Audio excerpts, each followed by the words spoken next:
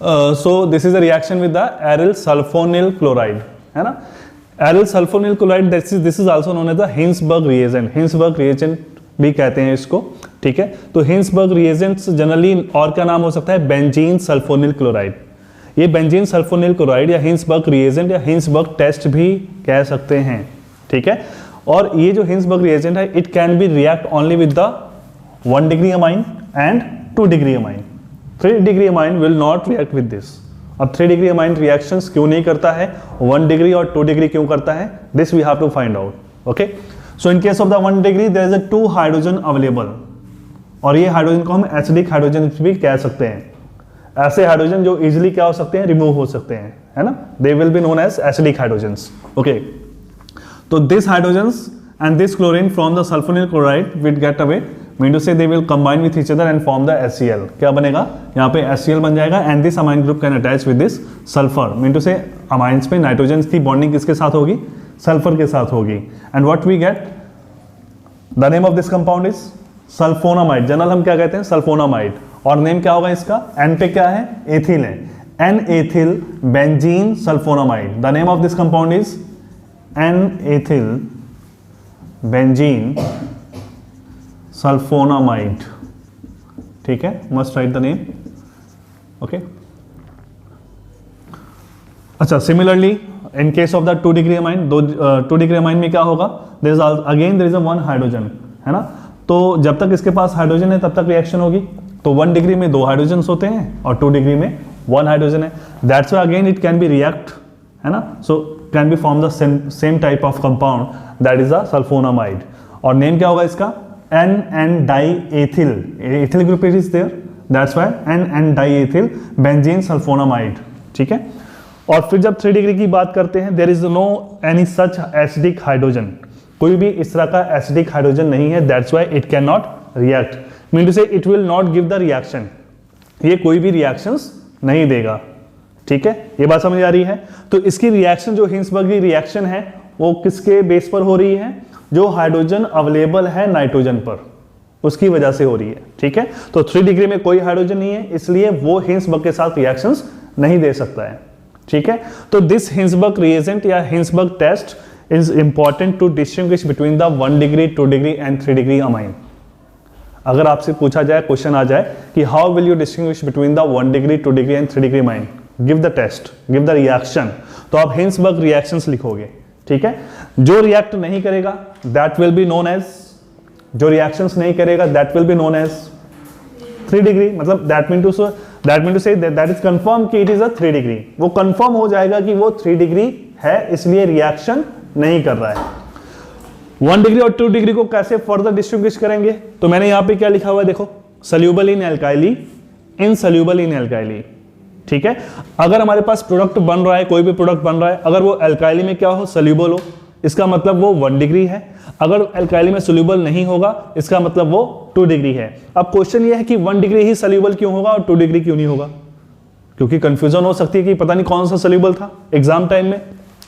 तो उसके पीछे कंसेप्ट क्या है, अगेन इस नाइट्रोजन के पास क्या है, हमारे पास हाइड्रोजन, ठीक है, और इसके पास लोन पेयर भी है। अगर लोन पेयर भी है, ठीक है, अब ये नेचर में क्या है, वैसे एसिडिक है, नेचर में क्या होगा, एक तरह से एसिडिक होगा। जब बेस के साथ रिएक्शंस करेंगे तो it can B dissolve easily into that, उसका मेन यही है कंसेप्ट, ठीक है।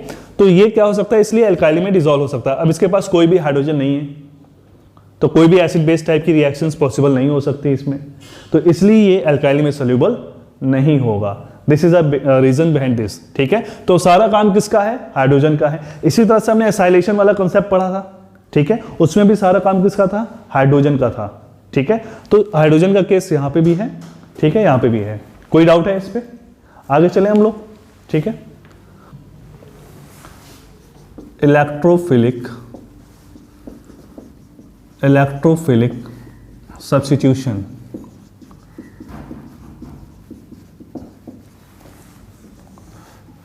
ठीक है। तो इलेक्ट्रोफिलिक सब्स्टिट्यूशंस की बात करने वाले हैं इसमें। तो इलेक्ट्रोफिलिक सब्स्टिट्यूशंस क्या होता है, जब कोई इलेक्ट्रोफाइल जनरेट होगा, और क्योंकि यहाँ पे हम एरोमेटिक की बात करने वाले हैं, तो इलेक्ट्रोफिलिक सब्स्टिट्यूशन में हमारे पास टॉपिक है ब्रोमिनेशन। किसकी बात करेंगे, ब्रोमिनेशन। ब्रोमिनेशन का मतलब क्या होता है, एडिशन ऑफ ब्रोमीन। ओके, सो अब हमारे पास जो कंपाउंड है वो क्या है, हमारे पास है एनिलीन। ओके, अब एक पॉइंट यहाँ पे ये समझना है, जो एनिलीन है उसके नाइट्रोजन के ऊपर लोन पेयर है जो कि इजीली अवेलेबल होते हैं। ठीक है, अमाइन के कंपैरिजन में ये इजीली अवेलेबल नहीं होते। ठीक है, रिंग क्या करती है, इस लोन पेयर को यूटिलाइज करती है, डिलोकलाइजेशन होती है। तो डिलोकलाइजेशन होने की वजह से कौन कौन सी पोजीशंस पे, आर्थो और पैरा पोजीशंस पे इलेक्ट्रॉन डेंसिटी ज़्यादा होती है। तो this ring is highly reactive towards the electrophilic substitution due to presence of lone pair on the nitrogen. तो इसकी रिएक्टिविटी बहुत ज़्यादा होती है। तो जब ब्रोमीन वाटर के साथ इसकी हम लोग रिएक्शंस करवाते हैं, then we get the tri substituted product. कौन सा, ट्राई सब्स्टिट्यूटेड प्रोडक्ट। ठीक है, तो ब्रोमीन वाटर से इसकी रिएक्शंस कराओ। ठीक है, ब्रोमीन वाटर, ठीक है, ब्रोमीन वाटर के साथ रिएक्शंस करवाएंगे तो क्या मिलेगा हमें, व्हाट वी गेट। अच्छा, सेम केस हमें किस में मिला था, सेम केस किस में मिला था, ट्राई सब्स्टिट्यूटेड प्रोडक्ट मिला था हमें फिनॉल के केस में। तो फिनॉल के केस में भी सेम ऐसा था, ब्रोमीन वाटर यूज करते थे तो ट्राई सब्स्टिट्यूटेड प्रोडक्ट मिल जाता था ब्रोमीन वाटर के केस में। ठीक है, पर अब प्रॉब्लम यह है कि अगर हमें मोनो सब्स्टिट्यूटेड प्रोडक्ट चाहिए, कौन सा, मोनो सब्स्टिट्यूटेड प्रोडक्ट चाहिए, तो क्या करना पड़ेगा। ठीक है, तो पहले इसको नोट करो, फिर हम देखते हैं कि क्या करना पड़ेगा, फिर हम समझेंगे कि किस तरह से मोनो सब्स्टिट्यूटेड प्रोडक्ट मिल सकता है।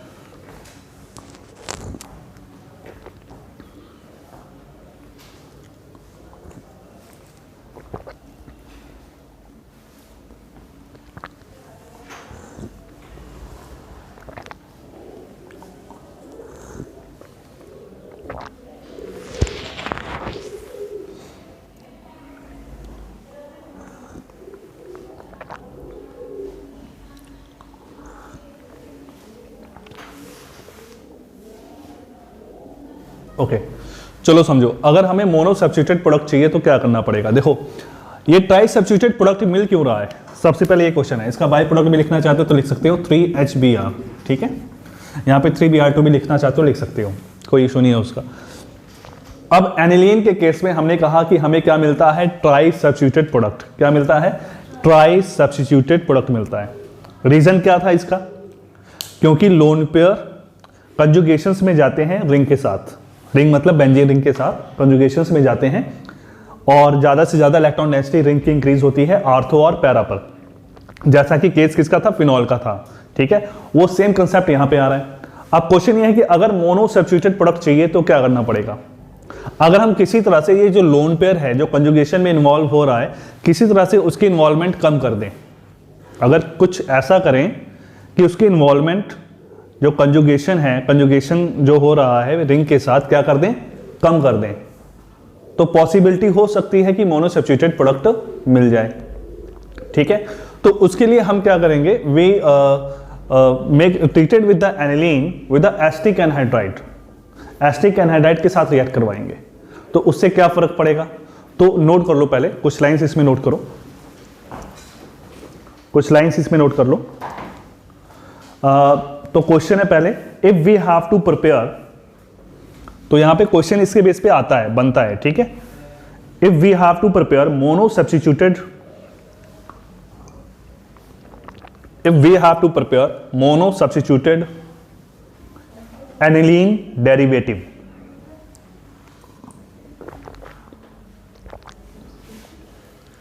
if we have to prepare mono substituted aniline derivative, है ना, तो न्यू लाइन्स लिखता है इसके बाद, this can be done by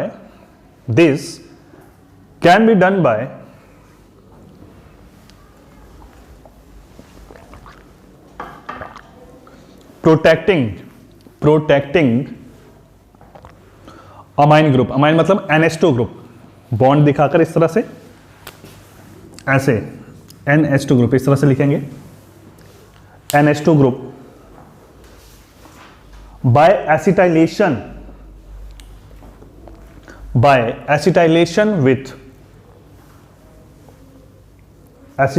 with acetic anhydride.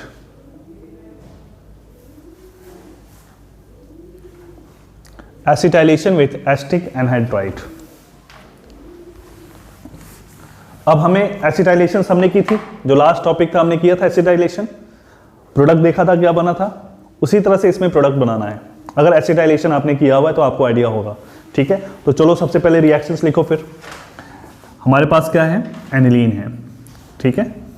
अब इस एनिलीन की रिएक्शंस किसके साथ करवानी है हमने, एसिटिक एनहाइड्राइड के साथ, ठीक है, CH3CO और ट्वाइस, ठीक है।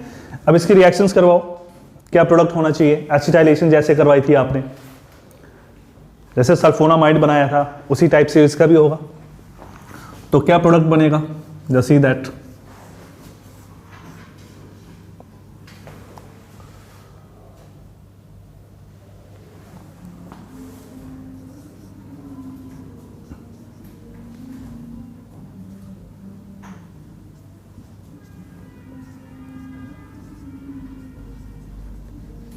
this product we will get N-phenyl acetamide।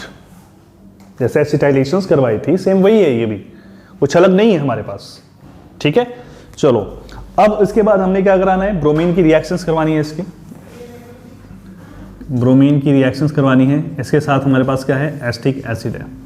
Then what will get, bromine मिलेगा जो पैरा सब्स्टिट्यूटेड होगा, जो क्या होगा, पैरा सब्स्टिट्यूटेड होगा। पर मोनो सब्स्टिट्यूटेड क्यों मिला, इसका हम लोग रीजंस फाइंड आउट करेंगे कि ऐसा क्यों हो रहा है, ठीक है। तो हमारे पास जो प्रोडक्ट मिलेगा, व्हाट वी गेट, प्रोडक्ट हमारे पास क्या ऑब्टेन हुआ, पैरा सब्स्टिट्यूटेड प्रोडक्ट हमें मिल जाएगा। उसके बाद इसकी हाइड्रोलाइसिस करवानी है, आप एसिडिक या बेसिक हाइड्रोलाइसिस करवा सकते हो, ठीक है, एसिडिक या बेसिक हाइड्रोलाइसिस करवा दो। तो what we get then, we get aniline, para bromo aniline, what we get, para bromo aniline, ठीक है।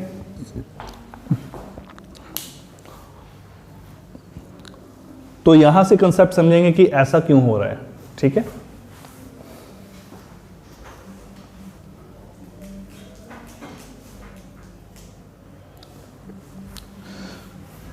तो ट्राई सब्स्टिट्यूटेड कब मिला था हमें, जब लोन पेयर इजीली अवेलेबल थे। अब जब ये वाला कंपाउंड बन जाता है N-phenyl acetamide, तब इजीली अवेलेबल नहीं है, क्यों, because now lone pair is busy in the conjugation with the carbonyl group. कैसे, इस बात को समझना है। हमने ये वाला मान के चलिए हमारे पास इस तरह से ग्रुप था, ये देखो, अब किस तरह से वो बिजी हो रहा है उस चीज को समझना है आपने, ठीक है। देखो ये जो ऑक्सीजन है इलेक्ट्रोनेगेटिव है, अपने बॉन्ड के इलेक्ट्रॉन शिफ्ट करेगी इस तरफ, ठीक है। ऑलरेडी उसके पास कितने पेयर हैं, 2 पेयर हैं, और ये वाला लोन पेयर यहाँ पे चला जाएगा। अब ये इसके साथ क्या रहेगा, कार्बोनिल ग्रुप के साथ क्या रहेगा, कंजुगेशन में रहेगा, ठीक है। कैसे, ये देखो यहाँ पे क्या हो गया, double bond CO negative, nitrogen कितने बॉन्ड बना रहा है, 4, कौन सा चार्ज आएगा, पॉजिटिव, CH3। अब ये आपस में क्या रहेगा, कंजुगेशन में।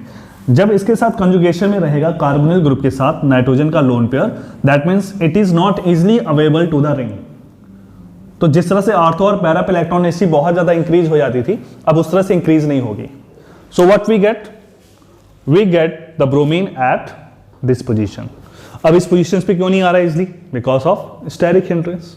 तो ये प्रोडक्ट हमारे पास मेजर प्रोडक्ट हमें मिलेगा, ठीक है। Now this way we get the mono substituted bromine and name of this compound is para bromo aniline, para bromo aniline। तो हाइड्रोलाइसिस करवा देते हैं हम लोग, यहाँ से हाइड्रोलाइसिस करवाएंगे। तो हाइड्रोलाइसिस किस तरह से हो रही है, जस्ट सी दैट, मान के चलो ये हमारे पास क्या है, ये ग्रुप है, ठीक है। अब हाइड्रोलाइसिस करवाओ इसकी, हाइड्रोलाइसिस में क्या होगा, HOH, ठीक है। तो हाइड्रोजन इस तरफ, OH इस तरफ, एसिटिक एसिड निकल जाएगा, एसिड में प्रेजेंस में वैसे भी हो रहा था ये, ठीक है। तो प्रोडक्ट हमारे पास क्या बनेगा, पैरा ब्रोमो एनिलीन। अंडरस्टूड है, क्योंकि सेम कंसेप्ट आने वाला है, नेक्स्ट भी सेम कंसेप्ट आने वाला है, ठीक है। अच्छे से समझ लो, अगर कोई डाउट है, अगर कोई क्वेश्चन तो आप पूछ लो अभी। कोई डाउट है, पैरा पोजिशन पे इसलिए आएगा क्योंकि हमारे पास यहाँ पे क्या है, कौन सा ग्रुप है, बल्कि ग्रुप है ना यहाँ पे। तो जो मेजर प्रोडक्ट बनेगा वो हमारे पास क्या बनेगा, पैरा प्रोडक्ट बनेगा। तो यहाँ पे हमने क्या शो किया है, पैरा, ठीक है, आर्थो को शो नहीं किया है। आर्थो की चांस क्या है, बहुत कम है। क्यों? क्योंकि हमारे पास जो इलेक्ट्रोफाइल आएगा, ठीक है, तो इसकी वजह से क्या होगा, उसमें रिपल्शन होगा। स्टेरिक हिंड्रेंस की वजह से हमने पैरा प्रोडक्ट यहां पे शो किया हुआ है। तो मेजर प्रोडक्ट हमारे पास क्या होगा, पैरा होगा। ठीक है, चलो, तो पैरा हमेशा हम मेजर जो प्रोडक्ट होते हैं उसी को प्रायोरिटी देते हैं, ठीक है ना, इसलिए हमने पैरा बनाया हुआ है। ओके, तो नोट कर लो, और कोई डाउट है तो पूछ लो इसमें से।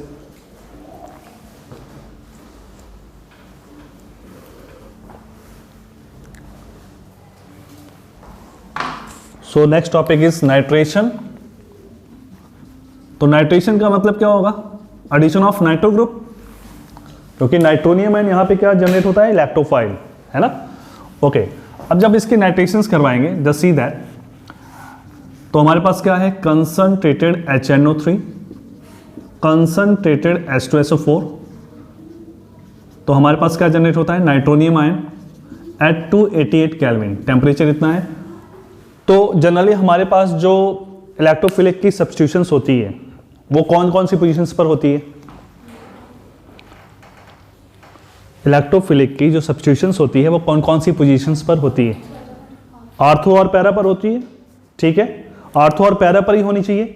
पर इस केस में जब हम नाइट्रेशंस करवाते हैं, एनिलीन की जब नाइट्रेशंस करवाते हैं, तो पैरा प्रोडक्ट भी, सॉरी, मेटा प्रोडक्ट भी बनता है। ठीक है, मेटा प्रोडक्ट भी बनता है और आर्थो से ज्यादा बनता है। ठीक है, चलो, तो कौन कौन से प्रोडक्ट बन रहे हैं, तीनों तरह के प्रोडक्ट बनते हैं, आर्थो भी, मेटा भी और पैरा भी। तो चलो देखते हैं, सबसे पहले हम प्रोडक्ट बनाते हैं कौन सा, para product, para nitro aniline, सबसे पहला प्रोडक्ट 51%। ठीक है, ओके, आर्थो नाइट्रो एनिलीन, ठीक है, 2%। ओके, और लास्ट में है मेटा नाइट्रो एनिलीन 47%।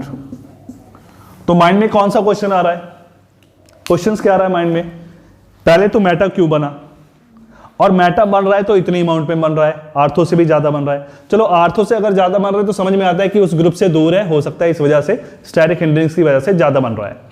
पर सबसे पहला ही क्वेश्चन ये है कि बन क्यों रहा है मेटा, क्योंकि अगर कोई भी जो प्लस आर इफेक्ट शो करते हैं, ऐसे ग्रुप, प्लस आर का मतलब जैसे कोई भी सब्स्टिट्यूएंट्स लगा हुआ हो और वो रिंग को इलेक्ट्रॉन डोनेट कर रहा हो, तो आर्थो और पैरा प्रोडक्ट बनने चाहिए।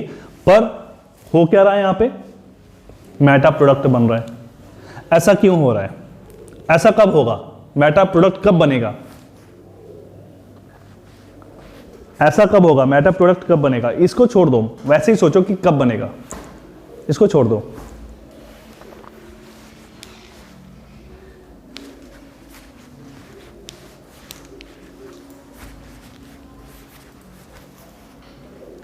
ओहो, बड़ा सिंपल सा आंसर है इसका। अगर आर्थो और